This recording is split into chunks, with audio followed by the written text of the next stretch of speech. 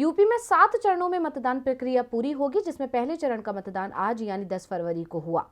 तो पहले चरण में कितनी सीटों पर हुआ मतदान और किन किन उम्मीदवारों की किस्मत ईवीएम में हुई कैद, देखेंगे इस रिपोर्ट में।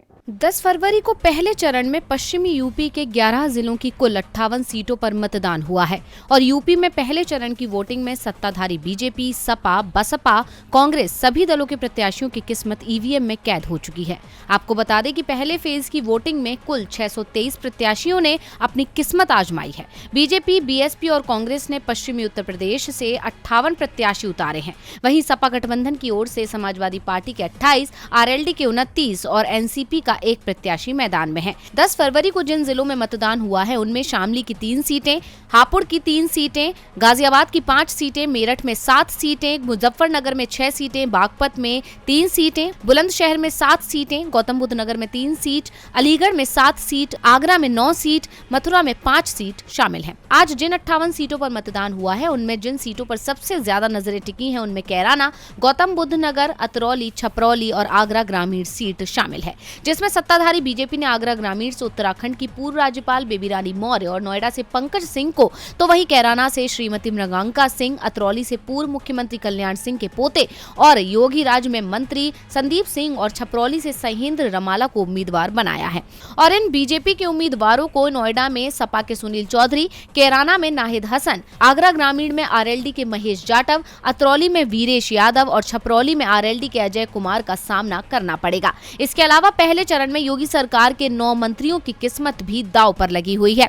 यूपी के गन्ना विकास मंत्री सुरेश राणा शामली के थाना भवन से चुनाव लड़ रहे हैं। यूपी के व्यावसायिक शिक्षा राज्य मंत्री कपिल देव अग्रवाल मुजफ्फरनगर से चुनावी मैदान में हैं।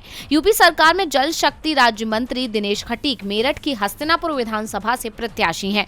योगी सरकार में चिकित्सा राज्य मंत्री अतुल गर्ग गाजियाबाद से लड़ रहे हैं। यूपी सरकार में वन राज्य मंत्री अनिल शर्मा बुलंदशहर की शिकारपुर विधानसभा से प्रत्याशी हैं। वित्त और चिकित्सा शिक्षा राज्य मंत्री संदीप सिंह अलीगढ़ के अतरौली से मैदान में हैं। दुग्ध विकास पशुधन मंत्री चौधरी लक्ष्मी नारायण मथुरा के छाता से लड़ रहे हैं। यूपी सरकार में ऊर्जा मंत्री श्रीकांत शर्मा भी मथुरा से लड़ रहे हैं।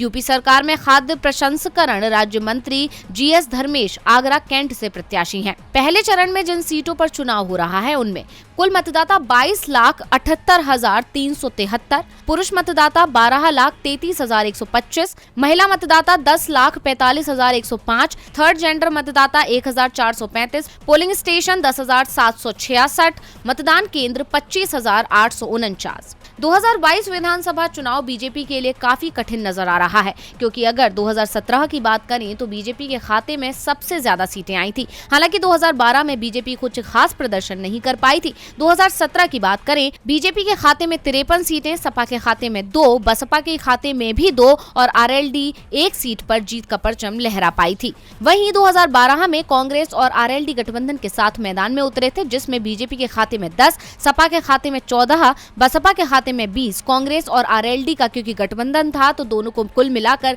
13 सीटें मिली थी। इसमें कांग्रेस को 4 और आरएलडी को 9 सीटें मिली थी और अन्य के खाते में 1 सीट आई थी। ऐसे में मुकाबला कांटे का नजर आ रहा है। सबसे ज्यादा चुनौती बीजेपी के लिए है कि क्या वो दोबारा 2017 जैसा कमाल दिखा पाएगी।